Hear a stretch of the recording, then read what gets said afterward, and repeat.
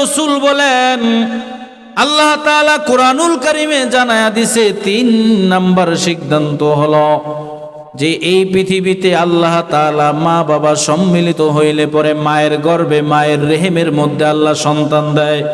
এই সন্তানটা ছেলে হবে নাকি মেয়ে হবে এটা পৃথিবীর কেউ জানে না, জানেন একজন, তিনি কে? একটা প্রশ্ন হুজুর, এখন আমরা ডিজিটাল যুগে আছি, এখন তো আলট্রাসোনোগ্রাম করে জানা যায়। হ্যাঁ, আলট্রাসাউন্ড করে জানা যায়। তো কখন জানা যায়? যখন এই সন্তানের পরিপূর্ণ আকৃতি ধারণ হয়ে যায় তখন। কথা বলেন ঠিক না বেঠিক? ছেলে না মেয়ে এটা আকৃতি আগেই হয়ে যায়। আল্লাহ তাআলা বলে ওই যে সন্তানটা আসতেছে, সন্তানটা ছেলে হবে নাকি মেয়ে হবে এটা পৃথিবীর কেউ জানে না, জানেন কি?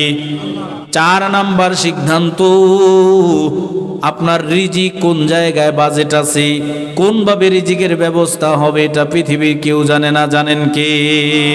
5 নাম্বার সিদ্ধান্ত, মানুষের মরণটা কখন হয়ে যাইবে, কার মৃত্যু কোন হালতে হবে এটা পৃথিবীর কেউ জানে না, জানেন কে?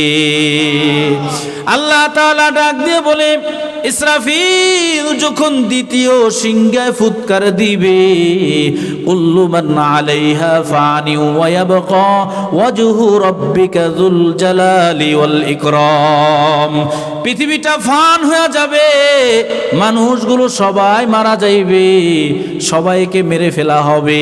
এবার জিবরাইল আজরাইলকে ডাক দিয়ে আল্লাহ বলবে, আজরাইল এখন কারা কারা জীবিত আছে? আজরাইল ডাক দিয়ে বলবে, সবাই মারা গেছে, এবার আপনি আছেন আর আমি আছি। আপনি তো আল হাইয়ুন কাইয়ুম, আপনি আপনার কোনো দিন মরণ নাই, আপনি কারো থেকে জন্ম। ইয়া আইয়ুহাল্লাযীনা আমানু সাল্লু আলাইহি ওয়া সাল্লিমু তাসলিমা, সাল্লাল্লাহু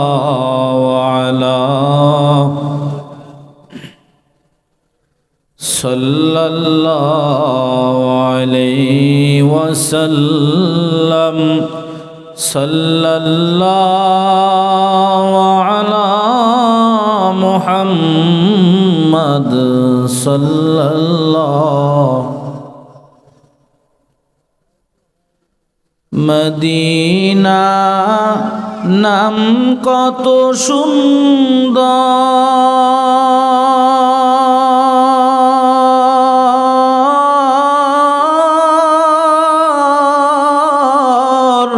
মদিনা কেরে সেবন্ত,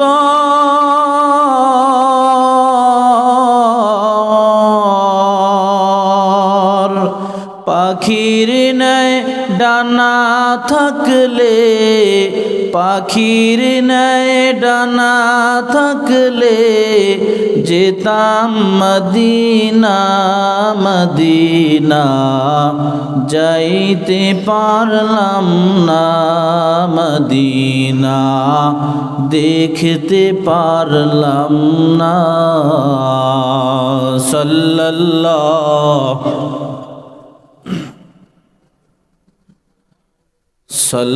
সাল্লাল্লাহু আলাইহি ওয়াসাল্লাম, সাল্লাল্লাহু আলা মুহাম্মদ সাল্লাল্লাহু।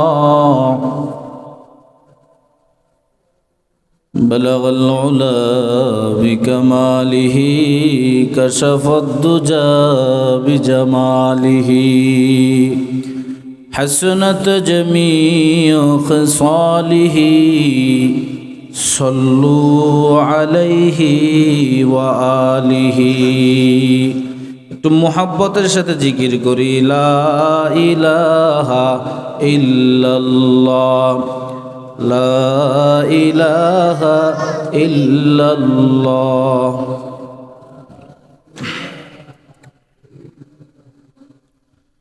লা ইলাহা ইল্লাল্লাহ, লা ইলাহা।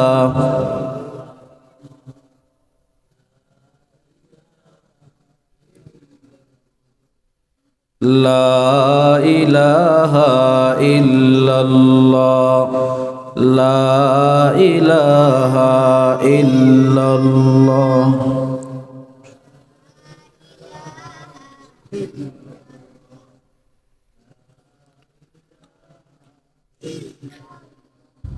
লা ইলাহা ইল্লাল্লাহ মুহাম্মাদুর রাসূলুল্লাহ সাল্লাল্লাহু আলাইহি ওয়াসাল্লাম।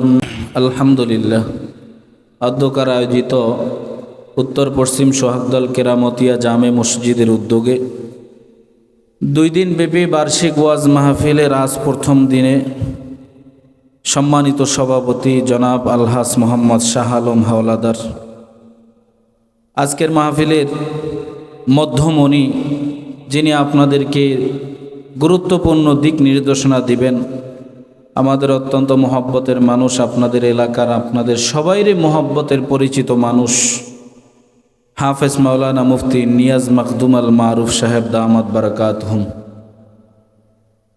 আজকের এই মাহফিলে উপস্থিত আছেন আপনাদের এই মসজিদের দীর্ঘদিনের সুনামধন্য খতিব সাহেব, আমার বন্ধুবর হজরত হাফেজ মাওলানা নাসির উদ্দিন সাহেব দামাত বারাকাতুহুম, আপনাদের মসজিদের ইমাম সাহেব জনাব হাফেজ মোহাম্মদ রবিউল ইসলাম সাহেব সহ সম্মুখপানে দিন প্রিয় ইসলাম প্রিয় মুমিন মুসলমান ভাইয়েরা, পর্দার অন্তরালে আমার মা বোনেরা, সকলের প্রতি আমার আন্তরিক সালাম। আসসালামু আলাইকুম ওয়া রাহমাতুল্লাহি ওয়া বারাকাতুহু। আল্লাহ জাল্লা শানুহুর দরবারে আমরা শুকরিয়া আদায় করি যে রব্বুল ইজ্জত আমাদেরকে হাজারো ব্যস্ততার মধ্য থেকে প্রচণ্ড কনকনে ঠান্ডার মধ্যে 10 মায়ের 10 সন্তানকে একই সামিয়ানার নিচে দ্বীনি আলোচনা শোনার নিয়তে আল্লাহ তাআলা আশা এবং বসার তৌফিক দান করেছেন। এজন্য আমরা সবাই ওই মহান মনিবের দরবারে দিল খুলে শুকরিয়া আদায় করি, সকলে বলি আলহামদুলিল্লাহ। লক্ষ কোটি দুরুদ ও সালাম বিশ্ব মানবতার কান্ডারি উম্মতের দরদি নবী আকায়ে নামদার তাজদারে মদিনা, সকলে জবান খুলে বলি হুজুরে আকরাম সাল্লাল্লাহু আলাইহি ওয়াসাল্লামের উপরে। যেই নবীকে আল্লাহ তাআলা সৃষ্টি করার মাধ্যমে যেই নবীর সম্মানে পৃথিবী সাজাইলেন, যেই নবীর আগমনে আল্লাহ তাআলা আমাদেরকে দামি করলেন, ওই নবীর উম্মত হতে পেরেছি, এজন্য আমরা কি খুশি না বেজার? একটা বিষয় যে আমাদের নবী মুহাম্মদুর রাসূলুল্লাহ সাল্লাল্লাহু আলাইহি ওয়াসাল্লাম, এই নবীর উম্মত হওয়ার জন্য আমরা কখনোই কেউ বলতে পারবো না যে আল্লাহর কাছে আমরা দোয়া করছিলাম। কি বলেন? আমরা করছিলাম এমন দোয়া? আমরা দোয়া না করলে কি হবে? আল্লাহ তাআলা কিন্তু একজন নবীকে এই নবীর উম্মত হিসাবে আল্লাহ দুনিয়ায় পাঠাইবেন। সেই নবীর নাম হলো হজরতে ঈসা আলাইহিস সালাতু ওয়াস সালাম। ঈসা নবী শেষ জামানার নবীর উম্মত হয়ে আসবে, নবী হিসাবে না। আল্লাহ তাআলা ঈসা নবীকে আল্লাহ উঠাইয়া নিয়েছেন, আবার ঈসা নবী আসবেন। ঈসা নবী নবীজির শেষ জামানার নবীর উম্মত হিসাবে এসে দিন প্রচার করবে, দিনের পতাকা আবার উড্ডীন করবে।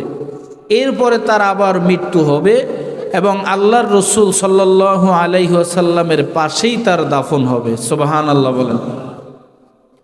তো আল্লাহ তাআলা আমাদেরকে দামি নবীর উম্মত বানাইলেন, সেই হিসাবে আমাদেরকে আল্লাহ দাম বাড়ায় দিলেন। সুবহানাল্লাহ বলেন। তো আল্লাহর রসুল সাল্লাল্লাহু আলাইহি ওয়াসাল্লাম বলেন যে জিবরাইল আলাইহিস সালাতু ওয়াস সালাম আমার কাছে আল্লাহর পক্ষ থেকে 3টা সিদ্ধান্ত নিয়ে আসলেন। এর মধ্যে একটা সিদ্ধান্ত হলো, হে নবী, আপনার নাম শোনা মাত্র যারা আপনার প্রতি দুরূদ পড়লো না তারা যেন ধ্বংস হয়ে যায়। আল্লাহর রসুল বললেন আমিন। তার মানে আমরা এই আজকের বয়ানের শুরুর দিকে একটা কথা আমরা সবক নিব যে আল্লাহ পাক রব্বুল আলামিন আমাদেরকে বুঝাইতে চায় যে নবীর এতটা সম্মান, নবীর নাম শোনা মাত্রই উম্মতের প্রতি দুরূদ পড়া এটা কর্তব্য দায়িত্ব হয়ে যায়। সুবহানাল্লাহ। এজন্য যেখানেই নবীর নাম শুনবো সেখানেই পড়ব সাল্লাল্লাহু আলাইহি ওয়াসাল্লাম। ভাইয়েরা আমার, আমি আপনাদের সামনে কি আলোচনা করব? আপনাদের মসজিদের যিনি খতিব সাহেব, এটা আমি আপনাদেরকে কমানো বাড়ানোর জন্য বলতেছি না, তিনি বিভিন্ন জায়গায় আলোচনা করে, তার তেলাওয়াত, তার আলোচনা, আলহামদুলিল্লাহ সব দিক থেকেই আল্লাহ আপনাদের একজন যোগ্য খতিব মিলাইয়া দিছেন। কথা বলেন ঠিক না বেঠিক? তিনি আপনাদেরকে জুমায় বাতাইতেছে, বিভিন্ন সময় বলতেছে, তারপরও মোহাব্বত করে দাওয়াত দিছে, মোহাব্বতের পরিচয় আসা। আমি নিয়ত করেছি যে আপনাদের সামনে বসেছি কিছু কথা বলবো, এই নিয়তে আমি ওস্তাদ সাইজা না, আজকে আপনাদেরকে ওস্তাদ সাইজা কথা বলবে তো আজকের যিনি আপনাদের আজকের মাহফিলের মধ্যমণি, অনেক বড় মাপের আলেম এবং অলি বুজুর্গদের সোহবত যিনি উঠাইছে, তিনি আপনাদের সামনে খুব গুরুত্বপূর্ণ আলোচনা রাখবেন। আমি আপনাদের সামনে নির্ধারিত একটা টাইম আমাকে ধরে দেওয়া হয়েছে, এই টাইমের মধ্যে কিছু কথা বলবো এই নিয়তে যাতে আমি আগে মানতে পারি, এরপরে আমরা যেন সবাই মানতে পারি। আল্লাহ কবুল করুক, বলি আমিন। ভূমিকায় একটা কথা না বললেই না, কোনো বক্তা কিন্তু কোনো জায়গায় বয়ান মুখস্থ করে নিয়ে গিয়া বয়ান আপনাদের সামনে পেশ করা, এটা কোনো মানুষের পক্ষে সম্ভব হবে? আপনাদের বিশ্বাস কি হয়? মুখস্থ করে একটা কবিতা নিয়ে আসা যায়, অথবা নির্ধারিত কিছু মুখস্থ করে নিয়ে আসা যায়, উপস্থিতভাবে কোন সময় কি কথা বলবো এটা মুখস্থ করে নিয়ে আসা কোনো বক্তার পক্ষে সম্ভব না। কিন্তু একজন বক্তা যখন কথা বলা শুরু করে, বলতেও পারে, এই যে বলে, এই যে কথাগুলো বলতেছে, বক্তার জবান থেকে কথাগুলো বের করতেছেন কে? জোরে বলেন।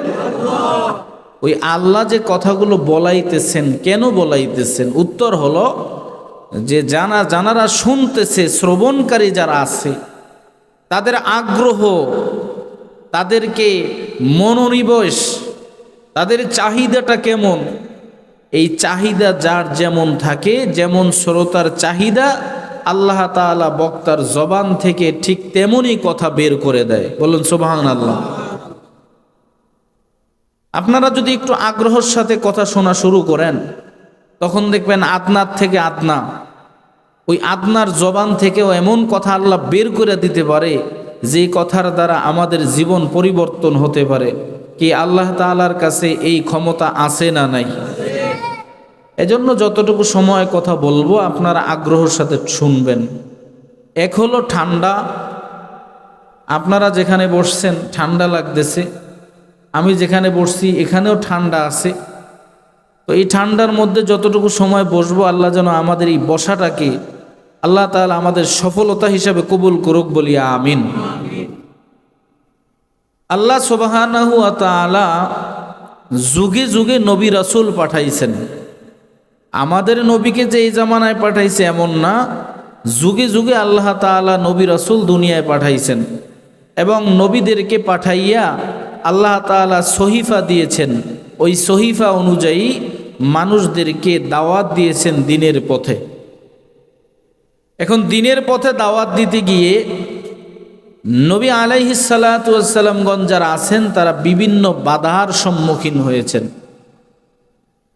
অন্য নবীদের মতন আমাদের নবীও বাধার সম্মুখীন হয়েছেন, তবে অন্য নবীদের চেয়ে আমাদের নবী মুহাম্মদুর রাসূলুল্লাহ সাল্লাল্লাহু আলাইহি ওয়াসাল্লামকে অনেক বড় পরীক্ষা দিতে হয়েছে। আপনারা অবশ্যই জানেন যে আল্লাহর রসুল, তার জন্ম হলো মক্কা নগরীতে, কুরাইশ বংশে, কিন্তু আল্লাহর রসুলকে হিজরত কইরা মাতৃভূমি ছেড়ে মদিনায় যাওয়া লাগছে কিনা বলেন? মদিনায় যেতে হয়েছে। মদিনায় যাওয়ার পরে, হিজরত করার পরে আল্লাহ তাআলা আবার আল্লাহ পাক রব্বুল আলামিন এমনভাবে কবুল করেছে, মদিনায় বসে আবার এই মক্কাকে বিজয় করেছে। এবার মক্কা মদিনা সহ পৃথিবীর সব জায়গায় দিনের আলো আল্লাহ তাআলা ছড়াইয়া পড়াইছেন। বলুন সুবহানাল্লাহ। আল্লাহর রসুল দুনিয়ায় আগমন করেছেন। নবী দুনিয়ায় আসার পরে আল্লাহর রসুলের বয়স যখন 40 বছর, আপনি আমি জানি 40 বছর বয়সের সময় আল্লাহ তাআলা হজরতে জিব্রাইল আলাইহিসসালাতু ওয়াসসালামকে পাঠিয়ে আল্লাহর রসুলকে চাপ দিলেন, সিনাচাপ করলেন। এরপরে কোরআনের আয়াত আল্লাহ তাআলা নাজিল করা শুরু করলেন।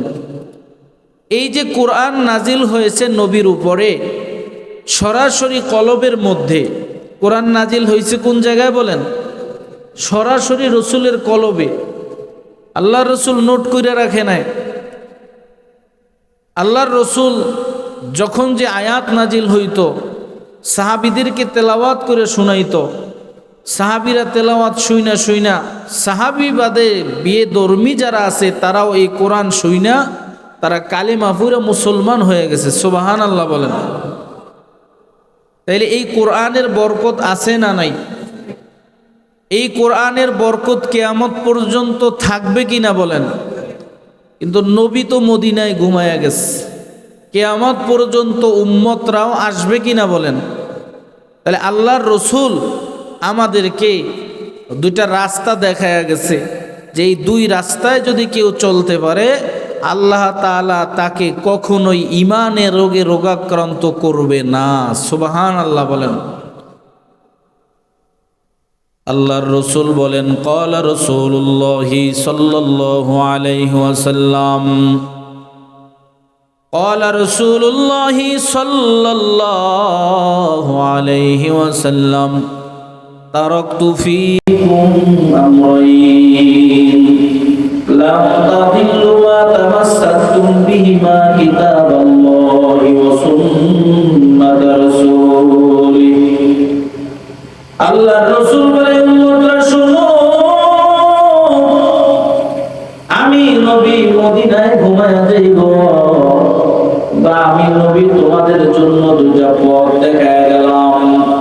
এই দুইটা পথ যদি কেউ অবলম্বন করতে পারে, এই দুইটা মত যদি কেউ মেনে চলতে পারে, তাহলে কিয়ামত পর্যন্ত আমার কোন উম্মত বিপদের সম্মুখীন হবে না। সুবহানাল্লাহ। এক নাম্বার হলো কিতাবুল্লাহ, দুই নাম্বার হলো রাসূলের সুন্নাত তরিকা। সেই কিতাব মহাগ্রন্থ আল কোরআন আজও আমাদের মাঝে আছে না নাই? ভাইয়ার আমার, একটা বিষয় এই দুনিয়ায় দেখবেন, ইতিহাস পড়লে আপনারাও জানবেন যে পয়গম্বর মূসা আলাইহিস সালাতু ওয়াস সালামকে আল্লাহ তাআলা মুজিজার একটা লাঠি দিয়েছিল। যেই লাঠিটা আল্লাহ তাআলা এতটা মুজিজা দিয়েছেন, যখন ফেরাউন তার দলবল নিয়ে পিছন থেকে পয়গম্বর মূসাকে ধাওয়া পাল্টা করলো, একটা সময় পয়গম্বর মূসা দেখে রাস্তা শেষ হয়ে গেছে, আল্লাহকে ডাক দিয়া বলে, আল্লাহ এখন আমি কোথায় যাইব? আল্লাহ বলে, পয়গম্বর তোমার হাতে যে লাঠি আছে লাঠিটা নদীতে নিক্ষেপ করো। আপনারা এই ঘটনা সবাই জানেন। লাঠি নিক্ষেপ করলো, আল্লাহ তাআলা কুদরতি ভাবে 12টা রাস্তা পানি সরাইয়া নদীর মধ্যে রাস্তা বানায়া দিলেন। আল্লাহ সুবহানাল্লাহ বলেন। পয়গম্বর মূসা উপরে চলে গেল দলবল নিয়ে, ফেরাউন তখন মাঝখানে। আল্লাহ তাআলা অর্ডার করলে এবার রাস্তা শেষ, পানির মধ্যে ফেরাউনকে ডুবাও। এখন যদি আপনারা মিশরের জমিনে ওই লাঠিটা খোঁজার জন্য যান, যে আমরা মিশরের তামাম মিশর ঘুরব, তামাম মিশর কেন তামাম পৃথিবী অনুসন্ধান করলে পয়গম্বর মূসার মুজিজার সেই লাঠিটা কি আর পাওয়া যাবে না? কি বলেন? সেই মুজিজার লাঠি আর পাওয়া যাবে না। কিন্তু আল্লাহ তাআলা নবীকে যেই কোরআন নাজিল করেছে, যেই কোরআন নবীর প্রতি আল্লাহ তাআলা নাজিল করেছে, ওই কোরআন আজও আছে না নাই? ওই কোরআনের বরকত আজও আছে না নাই? কেমন বরকত! কোরআনুল কারীম কেউ যদি সম্পর্ক করে ফেলাইতে পারে, কোরআনুল কারীমের সাথে যদি মোহাব্বত জুড়তে পারে, তাহলে ওই লোকটা অবশ্যই দেখবেন সম্মানিত, দুনিয়ায় মরার পরে সম্মানিত হবে কি হবে না। মানুষের কথা পরেই বললাম, এই পৃথিবীতে দেখেন একটা সামান্য কাপড়ের টুকরা, যে পাঞ্জাবি আপনি ব্যবহার করতে পারেন না, পাঞ্জাবিটা পরার মতন কোনো পজিশন নাই, ওই পাঞ্জাবির একটু কাপড় ছিঁড়া যদি কোরআন শরীফের সাথে লাগানো হয়, কোরআন শরীফটাকে একটু পেঁচে রাখে, 2-4 দিন পরে ওই কাপড়টা আপনি হাতে নিছেন, হাত থেকে নিচে পড়ে গেছে, পায়ে লাগছে, তাড়াতাড়ি ওই কাপড়টা উঠাই আমরা বুকে ধরি, চুমা দেই। কথা বলেন ঠিক না বেঠিক? কারণ কি, যেই কাপড় আপনি ব্যবহার করতে পারতেন না, ওই কাপড় একটু টুকরা আপনার ঘরে রাখা কোরআন শরীফের সাথে 2-4 দিন লাগায় রাখছিল, এবার আপনার ওই কাপড়টা পায়ে লাগলে পরে ভয় পান, তাড়াতাড়ি বুকে জড়ায়া নেন। এত মোহাব্বত কেন হইল? একমাত্র কারণ হইল যে কোরআনের সাথে এই পরিত্যক্ত কাপড়ের সম্পর্ক হওয়ার কারণে এই কাপড়টাকে দামি বানায়া দিলেন যিনি, তিনি কে? ভাইয়ের আমার, এই কোরআনের সাথে যদি আপনার আমার সম্পর্ক হয়, আপনাদের বিশ্বাস থেকে উত্তর দিবেন, কোরআনের সাথে যদি আপনার আমার মোহব্বত হয়ে যায়, তাইলে আপনাকে আমাকেও আল্লাহ দামি বানায়া দিতে পারে কি পারে না? আমি আপনাদের সামনে সেই কোরআনুল কারীম থেকে একটা সূরা থেকে 2-4টা আয়াত তেলাওয়াত করেছি। ও বাবাজি, এই কোরআন থেকে ইমানদারের সামনে যখন তেলাওয়াত করা হয়, কোরআনুল কারীমের তেলাওয়াত যখন ইমানদারের কানে ঢুকানো হয়, তখন ইমানদারের ইমানি পাওয়ার আল্লাহ বৃদ্ধি করে দেয়। সুবহানাল্লাহ। আমি আপনাদের সামনে পবিত্র কোরআনুল কারীম থেকে 30 নম্বর পারা 114টি সূরার মধ্যে ধারাবাহিকতার সিরিয়ালে 99 নম্বর সূরা থেকে তেলাওয়াত করেছি। ও বাবাজি, আল্লাহর রসুল যখন মক্কায় থাকাকালীন যেই সূরাগুলো নাজিল হয়েছে, ওই সূরার শুরুতে দেখবেন লেখা আছে মাক্কিয়া। নবীজি মদিনায় থাকাকালীন যে সূরাগুলো নাজিল হয়েছে, ওই সূরার শুরুতে লেখা আছে মাদানিয়া। ওই ধারাবাহিকতা এই সূরাটা রসুল যখন মদিনায় থাকাকালীন এই সূরাটা নাজিল হয়। সুবহানাল্লাহ। আল্লাহ তাআলা এই সূরাটা একটা নামকরণ করলেন, সূরাটার নাম হলো জিলজাল। এই জিলজাল বাংলা অর্থ হলো ভূমিকম্প। এই ভূমিকম্পের নামে আল্লাহ একটা সূরা নাজিল করলেন। ও বাবাজি, গত কয়েকদিন আগে যে কোনো এক শুক্রবারে হয়তোবা 10টা কম বেশি এমন সময় একটা ভূমিকম্প হয়েছিল। মাত্র 5-6 সেকেন্ডের একটা ভূমিকম্প হইল।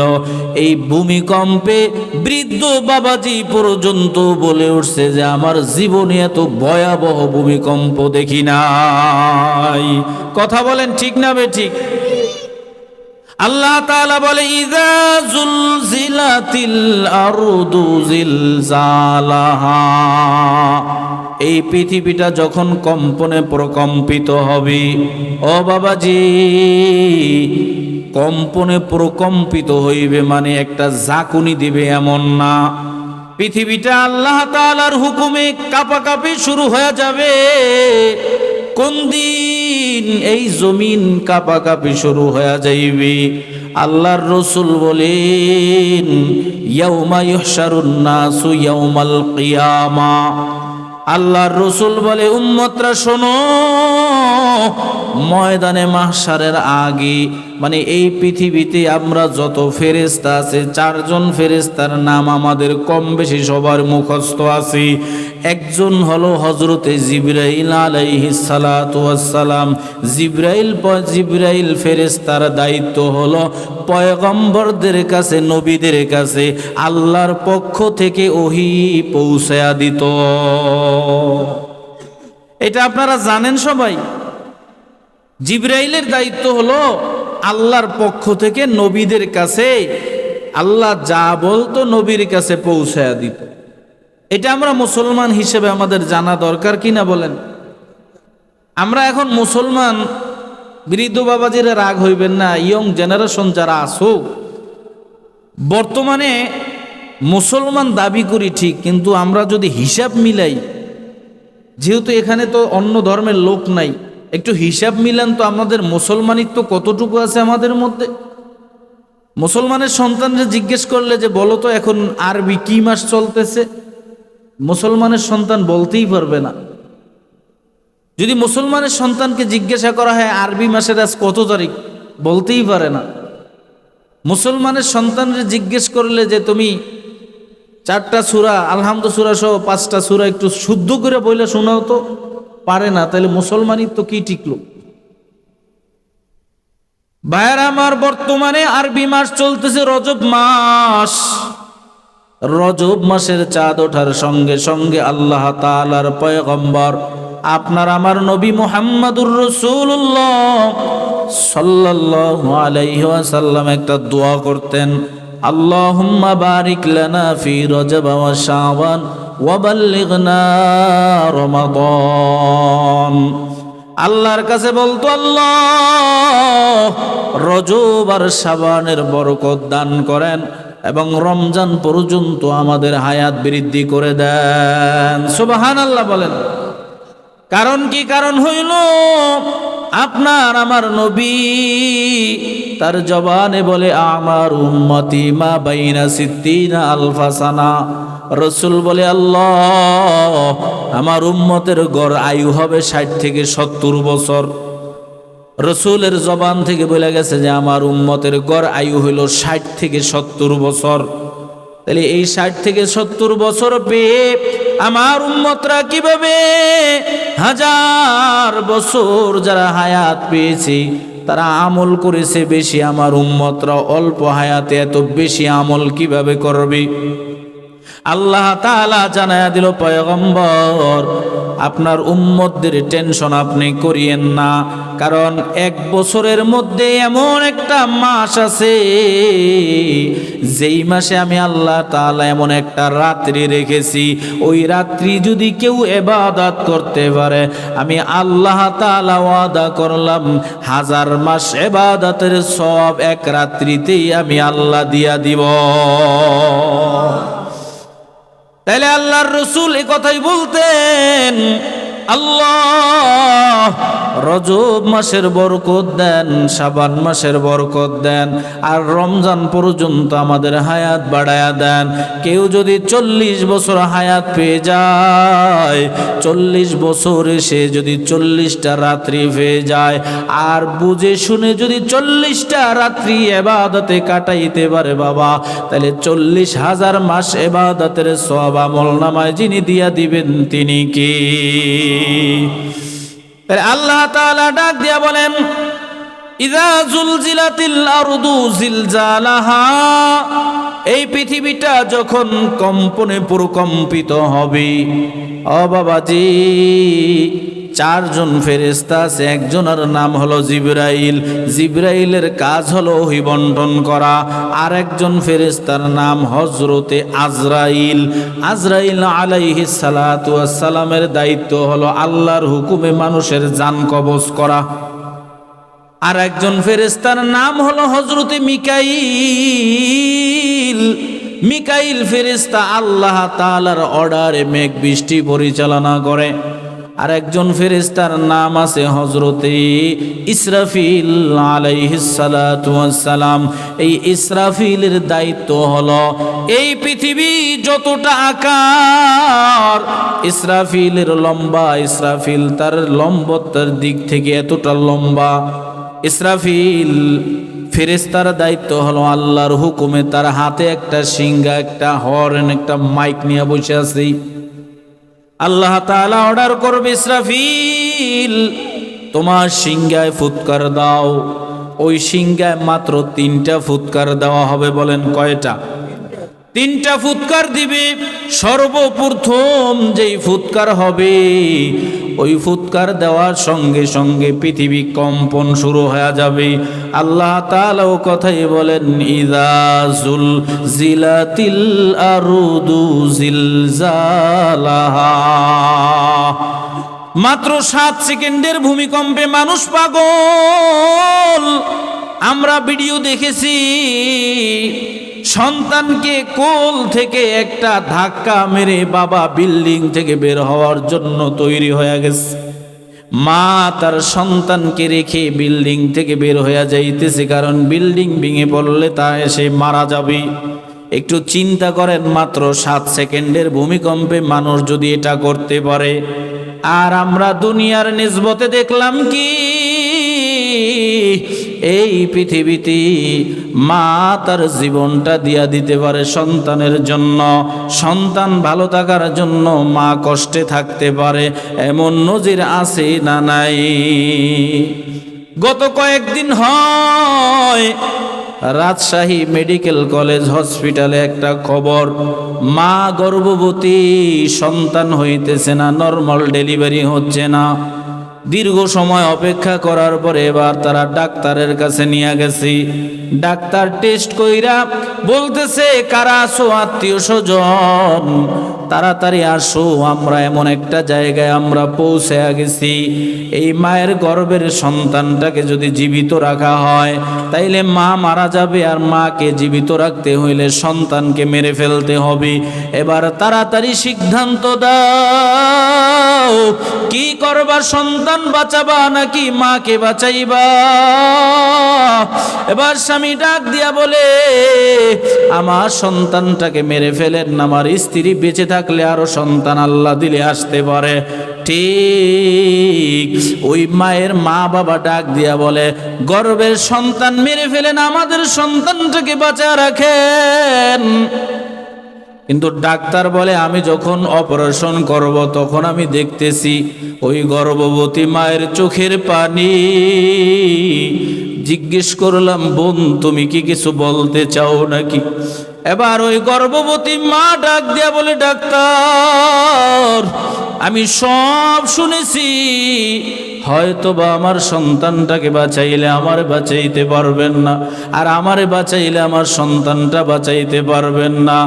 আমি আমার মায়ের কাছে অবশ্যই দামি, আমার স্বামীর কাছে আমি স্ত্রী হিসাবে তার অনেক মহব্বতের। তারা তো সিদ্ধান্ত দিয়া দিল সন্তানটাকে মেরে ফেলেন। ও ডাক্তার, আপনি কি জানেন এই সন্তানের জন্য কত দিন আমি ঠিক মতন হাঁটা চলা করতে পারি নাই? এই সন্তানের জন্য আমি কত রাত্রি ঘুমাইতে পারি না। আমার স্বামী রাত্রের বেলা ঘুম ভেঙে দেখে ঘরের মধ্যে বাতি জ্বলে। আমার স্বামী আমারে ডাক দিয়া বলে, স্ত্রী তুমি ঘুমাও না, কারণ কি? আমি ডাক দিয়া বলছি, স্বামী আপনি ঘুমায়া যান, আমার গর্ভের সন্তানটা আজকে অতিরিক্ত নাড়াচাড়া করে, আমি ঘুমাইতে পারি না। তারা তো সিদ্ধান্ত দিয়া দিল গর্ভের সন্তানটাকে মেরে ফেলেন। আমার একটা দাবি আছে, আমার কলিজার টুকরার সন্তানটাকে মারবেন না। আমি অনেক দিন বেঁচেছি, আমার হায়াতটা দিয়া হইল আমার সন্তানটাকে দুনিয়ার মুখ দেখান। সুবহানাল্লাহ বলেন। যেই মাতার জীবন দিয়া সন্তানকে দুনিয়ার মুখ দেখাইতে চায়, এই মাও ওই ময়দানে মাহশারে কিন্তু সন্তানকে চিনবে না, সন্তান মাকে চিনবে না, আপনজনকে চিনবে না। আল্লাহ তাআলাও কথাই বলেন, ইযা যুলজিলাতিল আরদু জিলজালাহা। এই পৃথিবীটা কম্পন শুরু হবে, যত বিল্ডিং ইমারত আছে সব লন্ডভন্ড হবে, সব চুরমার হয়ে যাওয়া শুরু করবে। আল্লাহ তাআলা ইসরাফিলকে বলবে, এবার তোমার সিংহায় দ্বিতীয় ফুৎকারটা দিয়া দাও। দ্বিতীয় ফুৎকার যখন দিবে তখন আল্লাহ ডাক দিয়া বলবে, ও আজরাইল তুমি কই আছো? যত জীবিত মানুষ আছে সবার জানটা কবজ করে নিয়ে যাও। ও বাবাজি, আপনার আমার সবাইরই আজ হোক কাল হোক আমাদের মরণ বরণ করা লাগবে কি লাগবে না?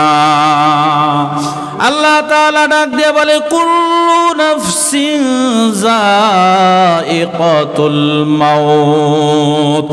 মানুষ সবাইরই মরণ বরণ করা লাগবে, জন্মিলে মৃত্যু বরণ করা লাগবে। এখন কথা হইল, আপনি আমি কখন মারা যাব? আজ না কাল না পরশু না 5 বছর পরে, এমন কারো জানা আছে নাকি? কি জানি আমরা? ভাইয়ের আমার, আপনি আমি তো জানি না। এই পৃথিবীতে আমরা যে মাযহাবের অনুসরণ করি, 4 জন ইমাম আছে, 4টা মাযহাব চলে। এর ভিতরে আমরা যে মাযহাব মানি এটা হলো ইমামে আজম আবু হানিফার মাযহাব, মানে হানাফি মাযহাব। আর একটা মাযহাব আছে মালিকি, ইমাম মালিক। এই ইমাম মালিক কত বড় বুজুর্গ জানেন? ইমাম মালিক 40টা বছর পর্যন্ত মদিনাতুল মুনাওয়ারায় অবস্থান করতেছেন। কারণ কি? ইমাম মালিকের আশা দিলের মধ্যে তামান্না হলো, আমার জীবনের কোনো আমল যদি আল্লাহর কাছে কবুল না হয়, আমার মরণের পরে আমি যাতে আল্লাহকে বলতে পারি, আল্লাহ এই যে দেখেন আপনার রসুল আপনার হাবিব যেই জমিনে ঘুমায় আছে, আমি ইমাম মালিকও সেই জমিনে ঘুমাইছি, কমাস কম নবীর সম্মানে আল্লাহ আমারে মাফ করে দেন। সুবহানাল্লাহ। এত বড় বুজুর্গ, তারও চিন্তা হলো যে আমি যদি মদিনায় মারা যাই, মদিনায় যদি দাফন হয়, তাইলে কমাস কম নবীজির মোহাব্বতে আল্লাহ আমারে ক্ষমা করে দিবে। 40 বছর পরে ইমাম মালিক, হজের মৌসুম চলে আসছে। হজের মৌসুমে এবার হজ করার জন্য মক্কায় যাওয়া লাগবে, তাওয়াফ করা লাগবে, সাফা মারওয়া সাই করা লাগবে। ইমাম মালিক রওনা দিবে, এমন সময় তার একটু চিন্তা আসলো যে আমি যে মক্কায় রওনা দিলাম, মক্কায় গেলে পরে আমার যদি মরণ হয়ে যায়, তাহলে আমার 40 বছরের সাধনা তো শেষ হয়ে যাইবে। কথা বলেন ঠিক না বেঠিক? ইমাম মালিক এবার চিন্তা করছে, হায় রে, আমার কতটুকু হায়াত আছে এটা যদি আমি জানতে পারতাম, তাইলে হয়তো বা আমি বুঝলে সময় হাতে থাকলে মক্কায় যাব, না হয় যাব না। এবার চিন্তা করতে করতে ইমাম মালিক তন্দ্রাচ্ছন্ন হইল, ঘুমায়া পড়ল। ঘুমের মধ্যে দেখে মদিনার কামলেওয়ালা মুহাম্মাদুর রাসূলুল্লাহ সাল্লাল্লাহু আলাইহি ওয়াসাল্লাম ইমাম মালিকের স্বপ্ন যুগে হাজির হয়ে গেছে। ইমাম মালিক বলে, আমি নবীজির চেহারার দিকে তাকাইলাম, চেহারার দিকে তাকায়া দেখি আল্লাহর রসুল আমার হাতের 5টা আঙ্গুল দেখাইতেছে, আমাকে 5টা আঙ্গুল দেখাইল। হঠাৎ আমার ঘুম ভেঙে গেল। এবার চিন্তা করলাম যে রসুল আমারে 5 আঙ্গুল দিয়া কি বুঝাইল? আমি কি 5 বছর বেঁচে থাকব? কয় না, 5 মিনিটও হতে পারে। আবার কয় আমি কি 5 মাস বাঁচব? কয় না, তাও না, 5 দিনও হতে পারে। তাইলে আমার এই স্বপ্নে রসুল কি বলেছে, এই স্বপ্নর ব্যাখ্যাটা বের করা আমার জরুরি। ইমাম মালিক এবার ডাক দিয়ে বলে, খাদেম তাড়াতাড়ি যাও, এই মদিনাতুল মুনাওয়ারা একজন বুজুর্গ আছে যিনি স্বপ্নের ব্যাখ্যা বলতে পারে। তার নাম হলো ইবনে শিরিন। ইবনে শিরিনের কাছে এবার স্বপ্নের ব্যাখ্যা নিয়ে আসো।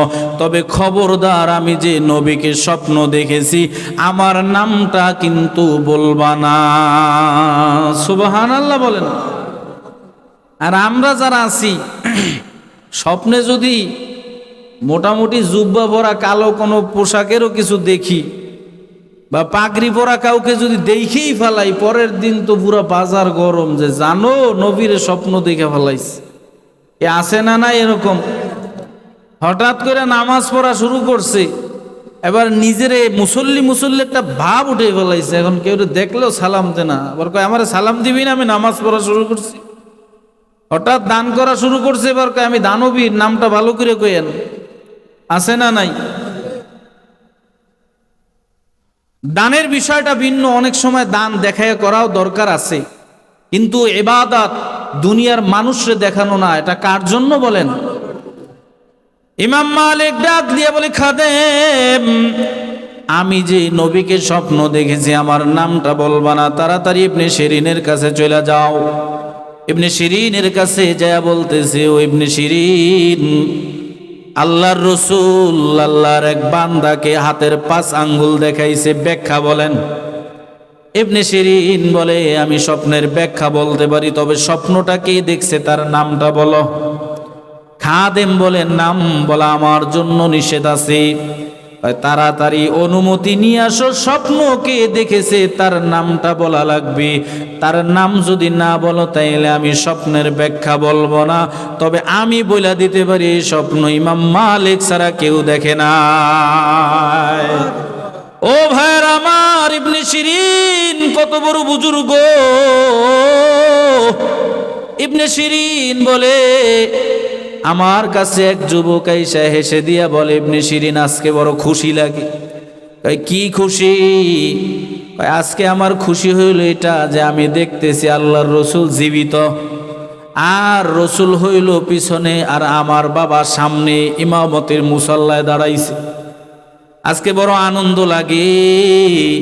বাবাজি, এই স্বপ্ন যদি আমরাও দেখতাম তাইলে আমাদের একটু খুশি লাগতো কিনা বলেন? যে আমার বাবার পিছনে আল্লাহর রসুল আর আমার বাবার সামনে, এটা তো খুশির বিষয়। ইবনে শিরিন বলে, তাড়াতাড়ি বাড়ি যাও, দেরি করলে হয়তোবা তোমার বাবার জানাজাও তোমার নসিব না হতে পারে। যুবক বাড়িতে চলে গেছে, দেখে হ্যাঁ তার বাবার জানাজা তৈরি। এবার জানাজার নামাজ পড়ে ইবনে শিরিনের কাছে এসে বলে, হুজুর আপনি স্বপ্নের ব্যাখ্যাটা কিভাবে করলেন? আমি স্বপ্নের ব্যাখ্যা এইভাবে করেছি, এটা তো সহজ। তুমি বলছো নবীজি জীবিত আছে, যেই জামানায় নবীজি জীবিত থাকে ওই জামানায় নবীজির সামনে যাওয়ার মতন কেউ অধিকার রাখে না, তবে হ্যাঁ নবীর সামনে যাইতে পারে মৃত্যু লাশ হইয়া। সুবহানাল্লাহ বলেন। ইবনে শিরিন বলে, তাড়াতাড়ি নাম নিয়ে আসো। চলে গেছে। মালিককে বলে, ইমাম মালিককে ডাক দিয়া বলে যে আপনার নাম তো সে বইলাই দিছে, অনুমতি দেন। যাও তাড়াতাড়ি, অনুমতি দিলাম, স্বপ্নের ব্যাখ্যা নিয়ে আসো। এবার ইবনে শিরিন বলতেছে, খাদেম আল্লাহর রসুল হাতের 5টা আঙ্গুল দিয়া কি বুঝাইছে জানো? 5টা ইলম, 5টা সিদ্ধান্ত পৃথিবীর কাউকে আল্লাহ জানায় নাই, কোন নবীকে জানায় নাই, কোন ফেরেশতাকে জানায় নাই, কোন বুজুর্গকে জানায় নাই। 5টা সিদ্ধান্ত স্বয়ং আল্লাহর কাছে রেখে দিয়েছি। 1 নাম্বার সিদ্ধান্ত হলো, ইন্নাল্লাহা ইনদাহু ইলমুস সাআহ। আল্লাহর রসুল বলে 5 সিদ্ধান্ত আল্লাহ তাআলা ডাক দিয়া কোরআনুল কারিমে বলে, ইন্নাল্লাহা ইনদাহু ইলমুস সাআহ। 1 নাম্বার সিদ্ধান্ত, কিয়ামত কখন হবে এটা কেউ জানে না, আমি আল্লাহর ইলমের মধ্যে এটা বাজেটে রেখেছি। সুবহানাল্লাহ বলেন। এজন্য আবহাওয়া বার্তা বিভিন্ন সময় খবর দেয়, বিভিন্ন গ্রহ আইসা 21শে ডিসেম্বর একটা গ্রহ আঘাত লাগবে, পৃথিবী লন্ডভন্ড হয়ে যাওয়ার সম্ভাবনা আছে। হইবে কথা বলতে পারে না, কয় সম্ভাবনা আছে। আবার 21 তারিখ 21শে ডিসেম্বর বিবৃতিতে কয় না, হইল না। আল্লাহ কয় না, এত পণ্ডিত তোমাদের কাছে দেই নাই, কিয়ামত কখন হবে এটা পৃথিবীর কেউ জানে না, জানেন একজন, তিনি কে? আল্লাহ তাআলা বলে 2 নাম্বার সিদ্ধান্ত, এই যে বৃষ্টি দেখো, বৃষ্টিটা কোন জায়গায় পড়বে, কখন বৃষ্টি হবে, কোন দেশে কখন বৃষ্টি পড়বে এটাও পৃথিবীর কেউ জানে না, জানেন একজন, তিনি কি? এজন্যই তো দেখবেন নদী পথে যখন নৌকা চালানো হয়, নদী পথে নৌকা চালায়, নৌকার সামনে দ্বারে বৃষ্টি পড়ে, পিছনে বৃষ্টি পড়ে না, এমন হয় কি হয় না? গাড়িতে চলতেছে, এখান থেকে রওনা দিয়েছেন বরিশালের উদ্দেশ্যে, স্বরূপকাঠি বাস স্ট্যান্ড থেকে এত পরিমাণ বৃষ্টি, বরিশাল যায় দেখেন এক ফোঁটা বৃষ্টিও পড়ে নাই। এই যে বৃষ্টিটা কোন জায়গায় হবে এটা কেউ জানে না, জানেন একজন, তিনি কে? 3 নাম্বার সিদ্ধান্ত রাসূল বলেন, আল্লাহ তাআলা কোরআনুল কারীমে জানায়া দিছে 3 নাম্বার সিদ্ধান্ত হলো যে এই পৃথিবীতে আল্লাহ তাআলা মা বাবা সম্মিলিত হইলে পরে মায়ের গর্ভে, মায়ের রেহেমের মধ্যে আল্লাহ সন্তান দেয়। এই সন্তানটা ছেলে হবে নাকি মেয়ে হবে এটা পৃথিবীর কেউ জানে না, জানেন একজন, তিনি কে? একটা প্রশ্ন, হুজুর এখন আমরা ডিজিটাল যুগে আছি, এখন তো আলট্রাসোনোগ্রাম করে জানা যায়। হ্যাঁ, আলট্রাসোনো করে জানা যায়। তো কখন জানা যায়? যখন এই সন্তানের পরিপূর্ণ আকৃতি ধারণ হয়ে যায় তখন। কথা বলেন ঠিক না বেঠিক? ছেলে না মেয়ে এটা আকৃতি আগেই হয়ে যায়। আল্লাহ তাআলা বলে ওই যে সন্তানটা আসতেছে, সন্তানটা ছেলে হবে নাকি মেয়ে হবে এটা পৃথিবীর কেউ জানে না, জানেন কি? 4 নাম্বার সিদ্ধান্ত, আপনার রিজিক কোন জায়গায় বাজেট আছে, কোনভাবে রিজিকের ব্যবস্থা হবে এটা পৃথিবীর কেউ জানে না, জানেন কে? 5 নাম্বার সিদ্ধান্ত, মানুষের মরণটা কখন হয়ে যাইবে, কার মৃত্যু কোন হালতে হবে এটা পৃথিবীর কেউ জানে না, জানেন কে? আল্লাহ তাআলা ডাক দিয়ে বলে, ইসরাফিল যখন দ্বিতীয় সিংহায় ফুৎকার দিবে, কুল্লু মান আলাইহা ফানি ওয়া ইয়াবকা ওয়াজহু রাব্বিকা যুল জালালি ওয়াল ইকরাম, পৃথিবীটা ফান হয়ে যাবে, মানুষগুলো সবাই মারা যাইবে, সবাইকে মেরে ফেলা হবে। এবার জিবরাইল আজরাইলকে ডাক দিয়ে আল্লাহ বলবে, আজরাইল এখন কারা কারা জীবিত আছে? আজরাইল ডাক দিয়ে বলবে, সবাই মারা গেছে, এবার আপনি আছেন আর আমি আছি। আপনি তো আল হাইয়ুন কাইয়ুম, আপনি কোনোদিন, আপনার কোনোদিন মরণ নাই, আপনি কারো থেকে জন্ম নেন নাই, কারো থেকে কাউকে জন্ম দেন নাই, আপনি আগেও যেমন ছিলেন এখনো তেমন আছেন, সামনেও এমনই থাকবেন। আর আল্লাহ আমি আপনার ফেরেশতা আজরাইল আছি। এবার আল্লাহ বলবে, আজরাইল তুমি তোমার নিজের জানটা কবজ করো। আজরাইল ডাক দিয়ে বলবে, আল্লাহ এটা আবার কেমন কথা বললেন? আমার জান আমারই কবজ করা লাগবে, এটা যদি আমি বুঝতাম তাইলে আমার ভাই জিবরাইলকে আমার এই দায়িত্বটা দিয়া তার ওহী বন্টন করা দায়িত্ব আমি নিয়ে নিতাম। আল্লাহ বলবে, এখন কথা বলার সুযোগ নাই, কুল্লু নাফসিন যায়িকাতুল মাউত, তাড়াতাড়ি মরো। ও বাবাজি, আল্লাহর রাসূল বলেন ওই দিন আজরাইল নিজের জান কবজ করতে গিয়া এমন জোরে একটা চিৎকার মারবে, ওই চিৎকার যদি মানুষ জীবিত অবস্থায় শুনতো তাহলে আজরাইলের জান কবজ করা লাগতো না কারোর। আজরাইলের ওই চিৎকারের আওয়াজ শুই না মানুষ এমনিতেই কলিজা ফেটে মারা যাইতো। একটু চিন্তা করেন যে ওই দিনের অবস্থাটা কেমন হবে। আল্লাহ তাআলা এবার ডাক দিয়া বলবে যে সবাই মারা গেছে। ইসরাফিল আলাইহিস সালাতু ওয়াস সালামের সিংহায় ফুৎকার দেওয়ার দায়িত্ব ছিল কয়টা বলেন? 2টা দায়িত্ব পূরণ হয়ে গেছে, পৃথিবীর সবাই মারা গেছে। আল্লাহ তাআলা এবার ইসরাফিলকে আবার জীবিত করে বলবে, দাও আবার একটা ফুৎকার দিয়া দাও। 3য় ফুৎকার যখন দিবে এবার মানুষগুলো সবাই ওঠা শুরু হবে। আল্লাহ তাআলা ডাক দিয়া বলে, ওয়া আখরাজাতিল আরদু আসকালাহা, এই জমিনের সব বার বহন যা আছে সব বের করা শুরু করবে। জমিনে যা আছে সব বের হয়ে যাবে। জমিনে এই পৃথিবীতে আপনি আমি মারা যাওয়ার পরে আপনাকে আমাকে দাফন করা হয় কোন জায়গায়? অবশ্যই জমিনে দাফন করা হয়।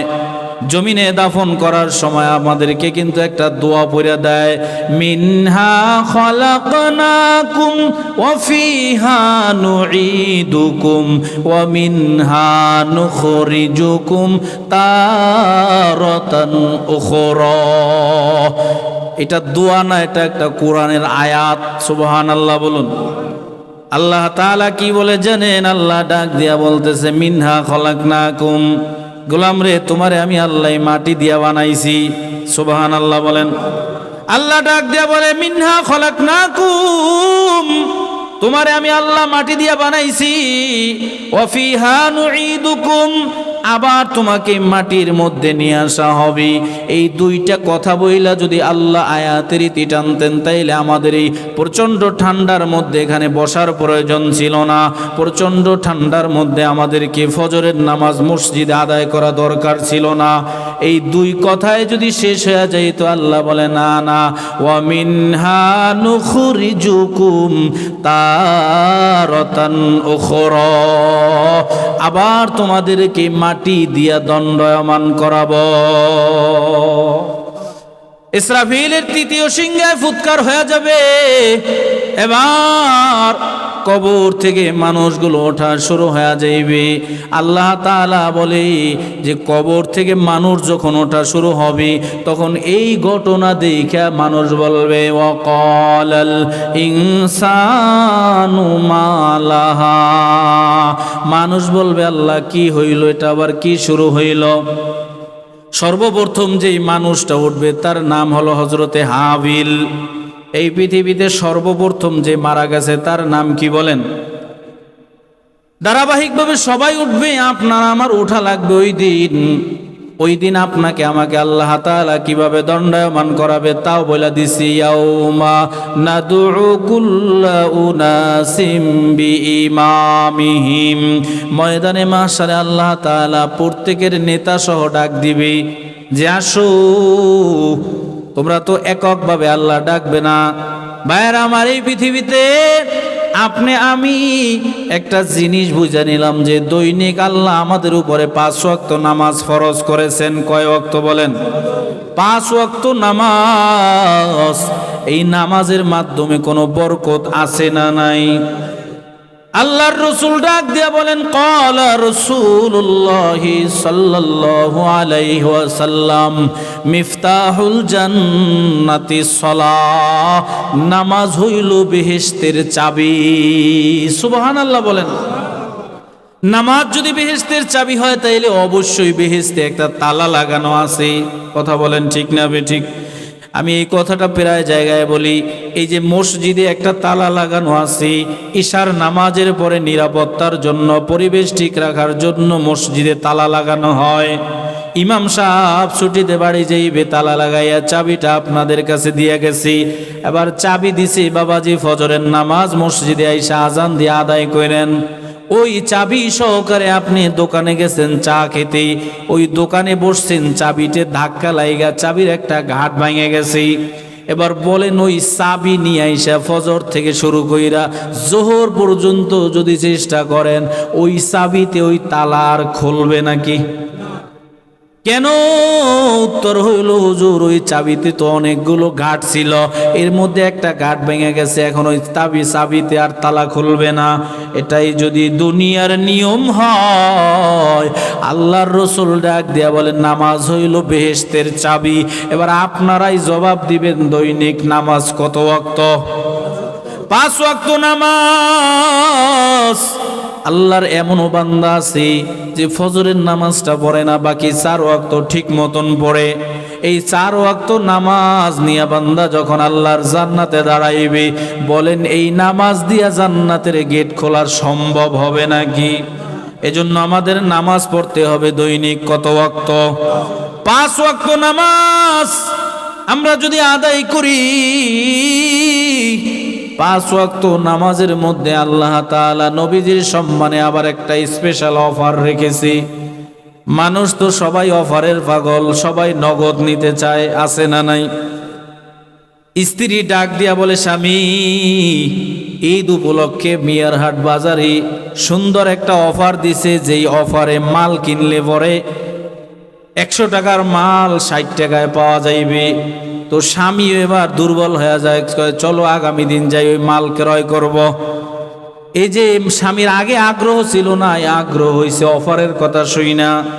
আর আল্লাহর রসুল বলে, আমি নবীজির সম্মানে আমার উম্মতদেরকে যে অফার দিয়েছি, আমি আপনাদের সামনে যে অফারটা বলতে চাই, এই অফার নিতে আমরা রাজি আছি সবাই ইনশাআল্লাহ। আল্লাহর রসুল বলে, উম্মতরা শোনো, তোমরা জমিনে যাইবা, যে যেখানে কাজের জন্য যাইবা, যদি তোমাদের সম্ভব না হয় জামাতে আসা, যেখানে যাইবা সেখানে বৈশা নামাজ পড়লে এটা নবীজির সম্মানে আল্লাহ তাআলা কবুল করে নিবে। বলেন সুবহানাল্লাহ। কিন্তু আমার কোন উম্মত যদি ঈশার নামাজ জামাতের সাথে আদায় করে ফেলাইতে পারে, আশার নামাজ জামাতের সাথে বইরা বাড়িতে গিয়া ঘুমায়া পড়বে, আবার ফজরের নামাজ ঘুম থেকে উইঠা জামাতের সাথে যদি আদায় করতে পারে, আল্লাহ 2 ওয়াক্ত নামাজ জামাতে পড়ার বদৌলতে সারা রাত্রি ঘুমায়া থাকলেও আল্লাহ ওই বান্দার আমল নামায় নফল ইবাদতের সওয়াব দিয়া ভরপুর করে দেয়। ও ভাইরা আমার, বৃদ্ধ বাবাজি, আপনি কাজে যান, নামাজ পড়ে দেন, কিন্তু ঈশার নামাজটা জামাতের সাথে পড়বেন। এরপর বাড়ি গিয়া আপনি যদি সারা রাত্রি দাঁড়ায়া নফল নামাজ পড়েন, সারা রাত্রি নফল নামাজ না পড়ে যদি ঘুমায়া পড়েন, আবার ফজরের নামাজ যদি জামাতের সাথে আদায় করতে পারেন, আল্লাহ তাআলা আপনাকে সারা রাত্রি ঘুমাইলেও দাঁড়ায়া নফল নামাজের সওয়াব আমল নামায় দিয়া দিবে। ভাইয়ের আমার, আল্লাহর রাসূল সাল্লাল্লাহু আলাইহি ওয়াসাল্লামের কাছে একটা যুবতী মেয়ে গিয়া পর্দার আড়ালে থেকে বলে, ওগো পয়গম্বর, আপনার সাথে আমি কথা বলার জন্য আসছি। এবার আল্লাহর রাসূল ডাক দিয়া বলে, মাগো কি বলবা বলো। কয়, সবে মাত্র যেই জিহাদ শেষ হইল, যেখানে ইসলামের বিজয় হয়েছে, এই জিহাদের ময়দানে আমার বাবা যুদ্ধে অংশগ্রহণ করে শাহাদাত বরণ করেছে। আল্লাহর রসুল বলে, তোমার বাবা তো ভালো নসিব। আমি আসছি জন্য আমার প্রাপ্ত বয়স হয়ে গেছি, এখন আমার দায়িত্ব হলো, আমার একজন অভিভাবক লাগবে, আমার বিবাহের বয়স হয়েছে, অভিভাবক হইয়া আপনি নবী যদি আমার বিবাহের ব্যবস্থাটা করে দেন, তাইলে আমার জন্য সহজ হয়ে যায়। সুবহানাল্লাহ বলেন। ও ভাইয়ের আমার, পর্দার অন্তরাড়ালের মাগো, মরণ তো আমাদের সবাইরই হবে, আজ হোক বা কাল হোক আমাদের সবাইকেই মরতে হবে। এই দুনিয়ায় মানুষ যত সুন্দর করে বানাইছি, কত মায়েরা আছে সুন্দরী, কত মায়েরা আছে তাদের চেহারা আল্লাহ সুন্দর দেয় নাই, সুন্দরীও মারা যাবে, কালো কুচ্ছিত যে সেও মারা যাবে। তার মানে আমাদের সবাইকে মরণ বরণ করা লাগবে কিনা বলেন? যেহেতু আমাদের মরতে হবে, তাইলে আমাদের এই দুনিয়ায় বৈশা ওই কবরের জগতের সামান জোগাড় করা দরকার আছে না নাই? খালি নামাজ রোজা ইবাদত বন্দেগী কি পুরুষরা করবে না মায়েরাও করবে?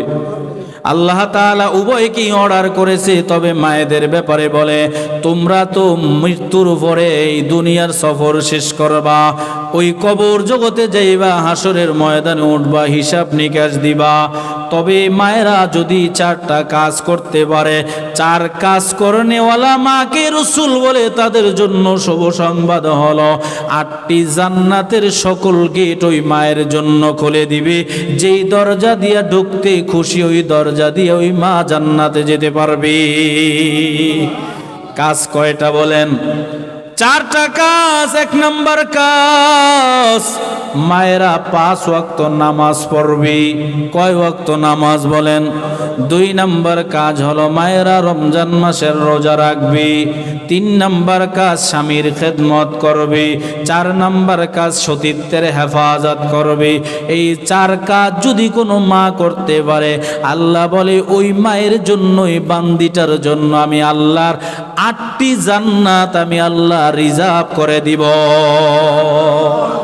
আমি আমার মাদেরকে বলবো, মাগো দেখো সাহাবী শহীদের কন্যা কেমন বুজুর্গ মানুষ, সাহাবী আল্লাহর রসুলের কাছে শহীদ হওয়া সাহাবীর মেয়েটা বলতেছে, রসুল আমি আপনার কাছে আসছি, আমার একজন অভিভাবক প্রয়োজন, অভিভাবক লাগবে, জন্য আমার বিবাহ প্রয়োজন।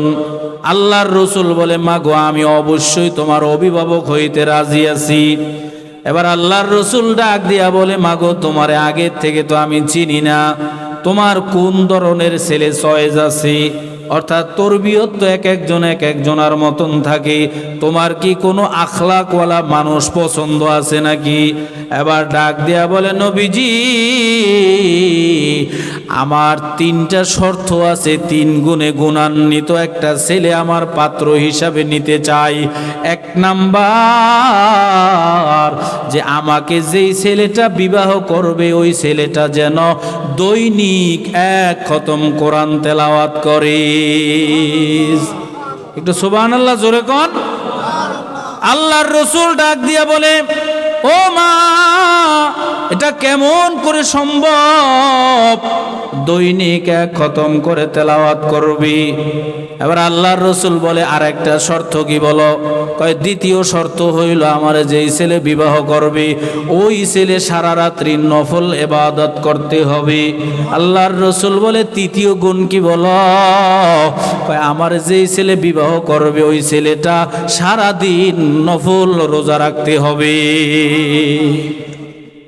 আর আমাদের সমাজে আমাদের সবাই না, সব মায়েরা আমার বোনেরা রাগ হইলে হবে না, কিছু বোন আছে জিজ্ঞেস করলে পরে, অনেক সময় বিবাহের আগে জিজ্ঞেস করা হয়, নিজেরা না পারলে বাবির কাছে বা বড় বোনের মাধ্যমে জিগায় যে এই তোর তো বিবাহের সময় হয়েছে, তো ছেলে কোন ধরনের চয়েস আছে। তা আমার মায়েরা প্রথম, আমার বোনেরা প্রথম শর্ত দেবে যে ছেলের যেন দাড়ি না থাকে, তাইলে ছেলের চাচা চাচা দেখা যাইবে, আছে না নাই? আবার কয়, আমার যার সাথেই বিয়ে দেন যেন ছেলে নিজের পায়ে দাঁড়ানো থাকে। তো ছেলেরা কি নিজের পায়ে দাঁড়ায় না পরের পায়ে দাঁড়ায়? ও পর্দার অন্তরালের মাগো, কলিজার টুকরা বোন, ইতিহাস থেকে আপনারা শিক্ষা গ্রহণ করেন। এই পৃথিবীতে কেউ যদি সোনা দেখে হাত দেয়, আল্লাহ চাইলেও সোনা ছাই হইয়া যাইতে পারে কিনা?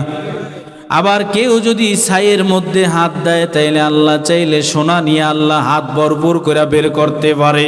এজন্য তকদিরে কি আছে এটা আল্লাহ ভালো করে জানে।